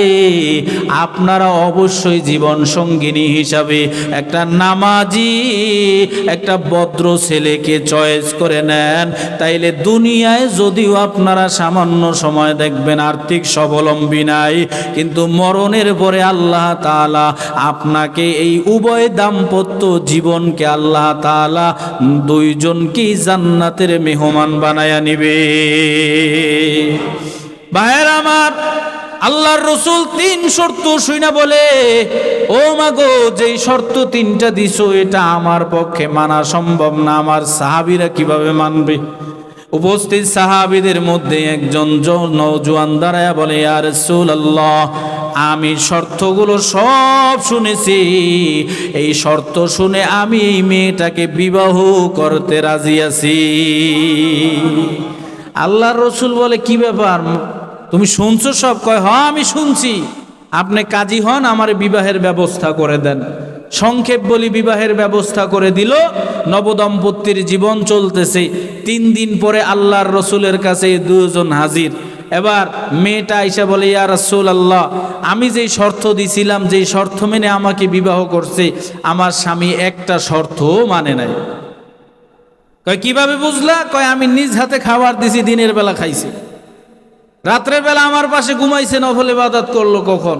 সে খাবার খেয়ে জমিনে কাজে গেছে, তো কোরআন খতম করলো কখন? আল্লাহর রসুল এবার ডাক দিয়া বলে, এই যুবক তুমি এমন প্রতারণা কেন করলা? যুবক মুচকি হেসে দিয়া বলে, রাসূলুল্লাহ আমি কোনো প্রতারণা করি নাই। তাইলে তুমি কোরআন তেলাওয়াত কিভাবে করলা দৈনিক 1 খতম? ইয়া রাসূলুল্লাহ সাল্লাল্লাহু আলাইহি ওয়াসাল্লাম আপনিই তো বলেছেন পবিত্র কোরআনুল কারিমে একটা সূরা আছে, যেই সূরাটা কেউ যদি আমলের নিয়ত খাটি রেখে যদি 3 বার তেলাওয়াত করে, আল্লাহ নাকি ওই বান্দার আমল নামায় 1 খতম কোরআন তেলাওয়াতের সওয়াব দিয়া দেয়। ওগো রাসূল, আপনার কথা অনুযায়ী আমি দৈনিক সেই সূরাতুল ইখলাস 3 বার তেলাওয়াত করেছি। এবার আপনি বলেন আল্লাহ আমার নিয়তের উপরে 1 খতম কোরআন তেলাওয়াতের সওয়াব দেয় কিনা? আল্লাহর রাসূল খুশি হয়ে গেল। ভাইয়ের আমার, আপনাদেরকে আমার বয়ানের শেষ প্রান্তে বলি, সবাইরই মরণ বরণ করা লাগবে। পৃথিবীটা একদিন সব ধ্বংস হয়ে যাবে। আপনি আমি সবাই অন্ধকার কবরের যাত্রী হয়ে যাইব। দুনিয়ায় যতদিন আছি অল্প সময়ের মধ্যে বেশি আমল করার সুযোগ আমাদেরও আছে। যেই কোরআন থেকে সাহাবী সূরা ইখলাস 3 বার পরে 1 খতম কোরআন তেলাওয়াতের সওয়াব নিয়েছি, আজও ওই কোরআন আছে, আজও ওই আল্লাহ আছে। আজও যদি আমরা সেই সূরা ইখলাস 3 বার তেলাওয়াত করি, আল্লাহ আমাদেরকেও 1 খতম কোরআন তেলাওয়াতের সওয়াব দিতে পারে কি পারে না? এজন্য আমরা 1 খতম কোরআন তেলাওয়াতের সওয়াবের নিয়তে দৈনিক সকালবেলা 3 বার, সন্ধ্যাবেলা 3 বার সূরা ইখলাস তেলাওয়াত করব। আল্লাহ যেন আমাদের আমল করার তৌফিক দান করুক, বলি আমিন। আল্লাহর রাসূল ডাক দিয়ে বলে, যুবক, তাহলে তুমি সারাদিন রোজা রাখলা কিভাবে বলো? ইয়া রাসূলুল্লাহ সাল্লাল্লাহু আলাইহি ওয়াসাল্লাম, আপনি বলেছেন রমজান মাসে কেউ যদি 30টা রোজা রাখে, আবার শাওয়ালের চাঁদে যদি কেউ 6টা রোজা রাখতে পারে, তাইলে অবশ্যই আপনি বলেছেন যে এই 30 রোজা রাখার পরে শাওয়ালের চাঁদে 6 রোজা রাখবে, আল্লাহ তাআলা বাকি 11 মাস ওই বান্দার নফল রোজার সওয়াব আমল নামায় দিয়া দেয়। ওগো রাসূল, আমি রমজানেও রোজা রেখেছি, শাওয়ালের চাঁদেও আমি 6টা রোজা রাখছি। এবার আপনি বলেন সারা বছর নফল রোজা রাখা হয়েছে কিনা? বলেন সুবহানাল্লাহ। আল্লাহর রাসূল বড় খুশি হয়ে গেল। ও বাবা, যে সামনে আসতেছে আমাদের জন্য রমজান মাস, এখন চলতেছে রজব মাস, এরপরেই শাবান মাস, শাবানের পরে রমজান মাস, রমজান মাসে 30টা রোজা রাখবো তো ইনশাআল্লাহ। বলেন ভাইয়ের আমার, আমাদের সমাজে রমজান মাস আসলে পরে কিছু গ্যাস্ট্রিকে আলসারের রোগীর দেখা দেয়, আছে না নাই? ইমাম সাহেব ডাক দিয়া বলে, ভাই নামাজ পড়েন ঠিক আছে, কোরআন তেলাওয়াত করেন ঠিক আছে, রোজা রাখেন না কেন? কয় হুজুর কি বলবো, রমজান আসছে পরে আমার এত পরিমাণ গ্যাসে দেখা দিছে, গ্যাস্ট্রিক হয়েছে, এখন রোজা রাখতে পারি না। বলেন এই কথাটা সত্য নাকি মিথ্যা? অথচ এমনও খবর আছে যে বাকি 11 মাস সকালবেলা একটা, বিকালে একটা গ্যাস্ট্রিকের ঔষধ খাওয়া লাগে, সার্জেল 40, ম্যাক্স প্রো 40 খাওয়া লাগে। কিন্তু ওই বাবা যে রমজান মাসে রোজা রাখা শুরু করছে, এখন রমজানে একটা গ্যাস্ট্রিকের ঔষধও খাওয়া লাগে না, আছে না নাই? এজন্য আল্লাহর কাছে দোয়া করে, আল্লাহ আমাদেরকে এই শাবান, এই রজব মাসের বরকত দেন, শাবান মাসের বরকত দেন, রমজান পর্যন্ত আমাদের হায়াত বাড়ায়া দেন। রমজানে 30টা রোজা রাখবো, শাওয়ালের চাঁদে 6 রোজা রেখে দিব, বাকি 11 মাস দিনের বেলা খাইলেও আল্লাহ আপনার আমার আমল নামায় নফল রোজার সওয়াব দিয়া দিবে। আল্লাহর রাসূল ডাক দিয়ে বলে, যুবক, এবার বলো রাত্রিবেলা তুমি তোমার স্ত্রীর পাশে ঘুমাইছো, নফল ইবাদত কিভাবে করলা? আল্লাহর রাসূলকে ডাক দিয়ে বলে, নবী আপনি তো বলেছেন কেউ যদি ঈশার নামাজ জামাতের সাথে আদায় কইরা বাড়ি গিয়া ঘুমায়া পড়ে, আবার ফজরের নামাজ যদি জামাতের সাথে আদায় করতে পারে, 2 ওয়াক্ত নামাজ জামাতে পড়ার সম্মানে আল্লাহ তাআলা সারা রাত্রি নফল ইবাদতের সওয়াব দেয়। নবী আপনার পিছেই তো আমি ঈশা পড়েছি, আবার ফজর পড়েছি, এবার আপনিই বলে দেন আমি সারা রাত্রি নফল ইবাদতের সওয়াব পাইছি কি পাই নাই? ভাইয়েরা আমার, আপনাদেরকে আমি কথাই বলতে চাই, জামাতের সাথে নামাজ আদায় করবেন। যদি আপনারা কাজের জরুরতে নামাজ জামাতে না পড়তে পারেন, যেখানে যাইবেন সেখানে নামাজ কবুল করবেন যিনি, তিনি কে? কিন্তু এশার নামাজ আর ফজরের নামাজ জামাতে পড়বেনই ইনশাআল্লাহ, বলেন।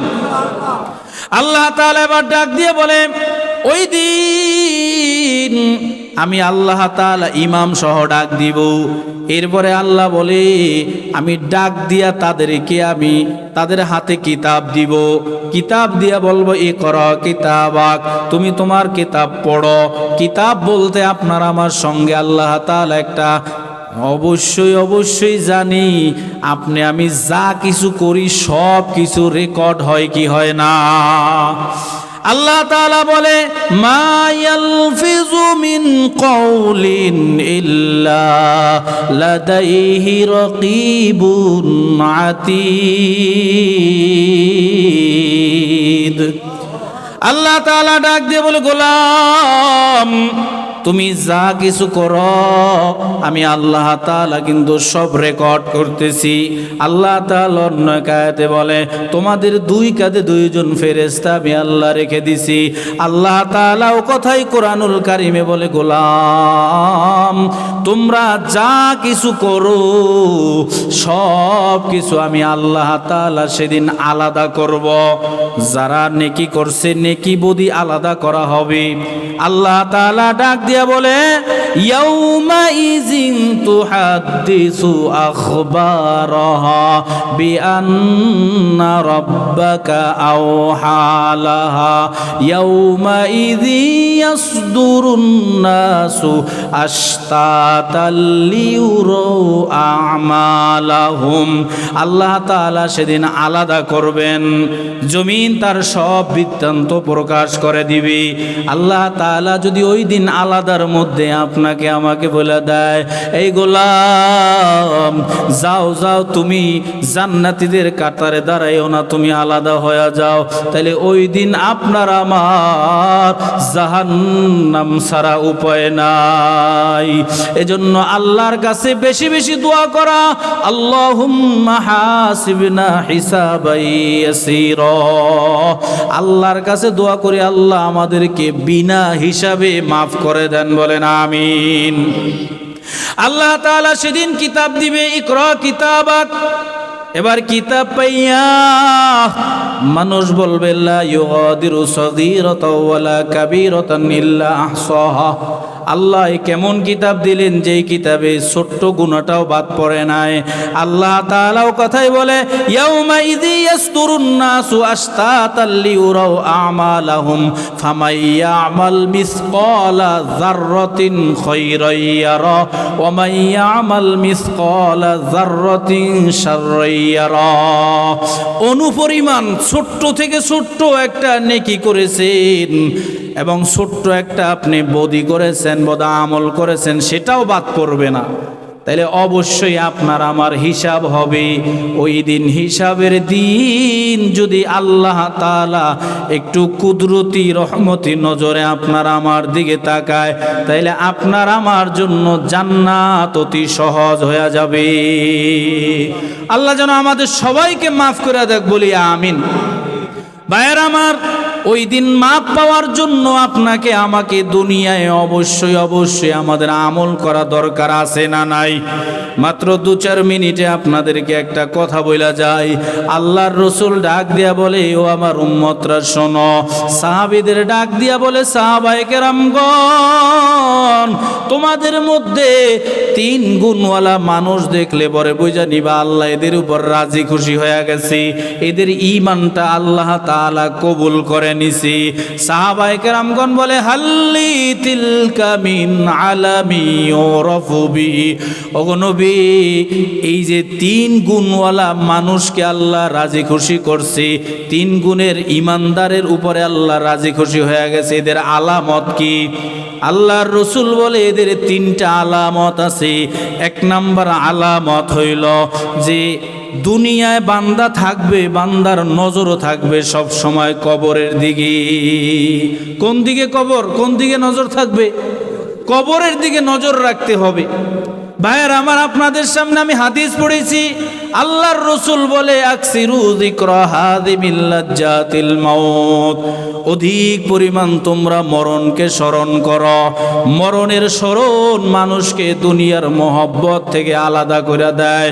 একটা বান্দা দেখবেন রাত্র 3টায় ঘুম থেকে ঠিকই উঠছে, কাজে যাওয়া লাগবে, ব্যবসায় রওনা দেওয়া লাগবে, দুনিয়ার জন্য ব্যবসা, এই দুনিয়ার জন্য রাত্রের বেলা ঘুম থেকে ঠিকই উঠতে পারছে, কিন্তু ফজরের নামাজ তার নসিব হয় নাই, আছে না নাই? এজন্য আমাদের বেশি বেশি মরণের কথা স্মরণ করা লাগবে। আল্লাহর রসুল বলে তোমাদের মধ্যে দেখবা যাদের নজরটা সব সময় কবরের দিকে থাকে, তোমরা বুঝা নিবা এদের ঈমানে আল্লাহ রাজি খুশি হয়ে গেছে। তাহলে আমরা সবাই মরণের কথা স্মরণ রাখা কবরের দিকে নজর রাখতে পারবো তো সবাই ইনশাআল্লাহ? আল্লাহর রসুল দ্বিতীয় গুণ বলে বান্দা যা কিছু করবে সব জান্নাতের আশায় করবে। সুবহানাল্লাহ বলেন। বান্দা ব্যবসা করবে, ওটাও জান্নাতের আশায়। বান্দা মানুষের সাথে কথা বলবে জান্নাতের আশায়। যে যা কিছু করবে সব কিছু জান্নাতের আশায় করবে। ভাইয়ের আমার, আপনাদেরকে আমি শেষ সময় বলি, যেই কাজ করলে আল্লাহর জান্নাত পাওয়া যাবে না ওই কাজ আমরা করব না ইনশাআল্লাহ বলেন। মা বোনদেরকে বলবো, মাগো যে কাজ করলে আল্লাহর জান্নাতে যাওয়া যাবে না ওই কাজ আমরা বর্জন করব ইনশাআল্লাহ। 3 নম্বর গুণ রসুল বলে তোমাদের মধ্যে দেখবা যারা মৃত্যুর জন্য সদা প্রস্তুত থাকে, যারা মৃত্যুর জন্য প্রস্তুত থাকবে এদের ঈমানে আল্লাহ রাজি খুশি হয়ে যাবে। ভাইয়ের আমার, আপনার আমার মরণ আজ হতে পারে, কাল হতেও পারে, তো সব সময় মরণের জন্য প্রস্তুত থাকা দরকার, আছে না নাই? আজরাইল আল্লাহর এক বান্দার সামনে এসে সালাম দিছি, সালাম দিয়া বলতেছে, ভাই আমার পরিচয় হলো আল্লাহর পাঠানো ফেরেশতা আজরাইল। এই কথা বলার সঙ্গে সঙ্গে আল্লাহর বান্দা মাথায় ছিল গাঠুরি, গাঠুরিটা ফেলে দিছে। ফেলে দিয়া বলে, ভাই আজরাইল, এই যে দেখো আমার কাঁধে আছে জায়নামাজ, এই জায়নামাজটা আমি একটু বিছায়া দেই। আমি আমার এই জায়নামাজটা নিয়ে সব জায়গায় যাই। আমার বড় আশা যেদিন আপনার সাথে আমার সাক্ষাৎ হয়ে যাবে, যেদিন আপনি আমার জানটা কবজ করতে আসবেন, ওই দিন আমি এই জায়নামাজে 2 রাকাত নামাজের নিয়ত করে দাঁড়াবো। আর আমি যখন সিজদায় যাব ওই সময় আপনি আমার জানটা কবজ করে নিয়ে যাইবেন। এজন্য আমি জায়নামাজটা কোথাও ফালাইয়া যাই না। আজরাইল বলে, ভাই আপনার জায়নামাজ বিছানো লাগবে না, আসমানে আপনার নাম নিয়ে সকল ফেরেশতারা প্রশংসা করতেছে। আমি সরজমিনে আসছি যে এমন কি আমল আছে তার নাম প্রকাশ হয়ে গেছে। আমি আইসা দেখলাম আপনার একটা আমল বড় আল্লাহর পছন্দ হয়ে গেছে, আপনি সদা মৃত্যুর জন্য প্রস্তুত আছেন। ভাই আপনাকে কথা দিয়া গেলাম, যেদিন আল্লাহ আমাকে অর্ডার করবে, ইযা জাআ আজালুহুম লা ইস্তাখিরুনা সাআতাও ওয়া লা ইস্তাকদিমুন। আল্লাহ যখন অর্ডার করে আজরাইল 1 সেকেন্ড আগেও নয়, 1 সেকেন্ড পরেও নয়, সাথে সাথে বান্দার জান কবজ করে নিয়ে যায়। আজরাইল কয়, যেদিন আল্লাহ আমাকে অর্ডার করবে আপনার জান কবজ করার জন্য, ওই দিনও যদি আপনাকে এমন মৃত্যুর প্রস্তুত হালতে পাই, কথা দিলাম ওই দিন আমি খালি হাতে আসব না। আপনার জন্য যেই বাজেট জান্নাত রাখা হয়েছে ওই জান্নাত খুইলা আপনার সামনে, চেহারার সামনে দেখাইয়া জান্নাতের সুবাস নিতে নিতে আমি ওয়াদা করে গেলাম আপনার জানটা কবজ করে নিয়ে যাইব। ওজন্য ভাইয়ের আমার, মৃত্যুর জন্য আমাদের সবার প্রস্তুত থাকা দরকার, আছে না নাই?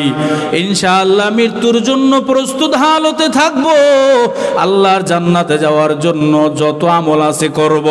যেই আমলে আল্লাহ রাজি খুশি না ওই আমল, ওই কাজ আমরা করব না ইনশাআল্লাহ বলেন। আল্লাহ আমাদের সবাইকে কবুল করুক, বলি আমিন। ভাইয়েরা আমার, আমি আপনাদের সামনে দীর্ঘ সময় কথা বলেছি, কথা বলার কোনো ভুল ত্রুটি ক্ষমা চাই। আর বলতে গিয়ে ত্রুটি হতেই পারে, আল্লাহ যেন ক্ষমা করে দেয়, বলি আমিন। আর আমি অদম গুনাহগার। যেহেতু বসাইছেন, আগ্রহের সাথে যারা ছিলেন শুনছেন, কথাগুলোর উপর আমল করার তৌফিক আল্লাহ দান করুক, বলি আমিন। আল্লাহ বাঁচায়া রাখলে কখনো আবার দেখা হতে পারে, কথা হতে পারে। যদি আমরা কেউ এখান থেকে, আমিও যেতে পারি, আপনিও যেতে পারেন, মরণ যদি হয়ে যায়, কমাস কম আল্লাহ যেন আমাদের এইভাবে জান্নাতে একসাথে বসবাস করার তৌফিক দান করুক, বলি আমিন। আল্লাহুম্মা আমিন। ربنا ظلمنا أنفسنا وإن لم تغفر لنا وترحمنا لنكونن من الخاسرين ربنا فاغفر لنا ذنوبنا وكفر عنا سيئاتنا وتوفنا مع الأبرار। সবাই জবান খুলে মা বাবার জন্য দোয়া করে দেন, রব্বির হামহুমা কামা রব্বায়ানি সগীরা রব্বির হামহুমা কামা রব্বায়ানি সগীরা। জীবনে না করিলাম বন্দেগি, গুনাহ করে কাটাইলাম জিন্দেগি, গুনাহ করে কাটাইলাম জিন্দেগি। আপনি যদি মাফ না করেন বান্দারে, বলে না আপনার বান্দা যাবে কার কাছে। বাপ মা যাদের অন্ধকার কবরে, মাফ করে দেন ইয়াতীম নবীর খাতিরে। ও মাওলাই করিম আল্লাহ, আপনার কুদরতি নজর দিয়া তাকায়া দেখেন, উত্তর পশ্চিম সোহাগদল কেরামতিয়া জামে মসজিদের উদ্যোগী 2 দিন ব্যাপী বার্ষিক ওয়াজ মাহফিলের আজ প্রথম দিন দ্বিতীয় অধিবেশনে আপনার কিছু আশিকিন, জাকিরিন, আবিদিন, মুহিব্বিন বান্দাদেরকে নিয়ে, আয় আল্লাহ, আমি এক অদম গুনাহগার আপনার শাহী দরবারে হাত তুলেছি গো আল্লাহ। বাদ মাগরিব থেকে ওলামায়ে কেরামগণ গুরুত্বপূর্ণ আলোচনা করেছে। আমাদের সমস্ত আলোচনার ভুল ত্রুটি ক্ষমা করে, নেকিগুলো কবুল করে, হাদিয়াটুকুন সোনার মদিনায় রওজায়ে আথায় শুয়ে আছেন আমাদের সকলের প্রিয় নবী মুহাম্মদুর রাসূলুল্লাহ সাল্লাল্লাহু আলাইহি ওয়াসাল্লামের রওজা মুবারকে পৌঁছায়া দেন। तमाम পৃথিবীর মাটির নিচে যত মুমিন মুমিনাত, মুসলিমিন মুসলিমাত, আয় আল্লাহ, জানারা বিদায় হয়ে গেছে, মেহেরবানি করে সবার কবরে সওয়াব পৌঁছায়া দেন। আয় আল্লাহ, আমরা যারা হাত তুলে মোনাজাতে শামিল হইলাম গো মালিক, জানি না গো আল্লাহ কার যেন জনম দুঃখিনী মায়ের জানাজার নামাজের কথা স্মরণ পড়ে গেছে। ওহে সন্তান, যে সন্তান মা হারায় ফেলছে সে বোঝে মা যে কি জিনিস।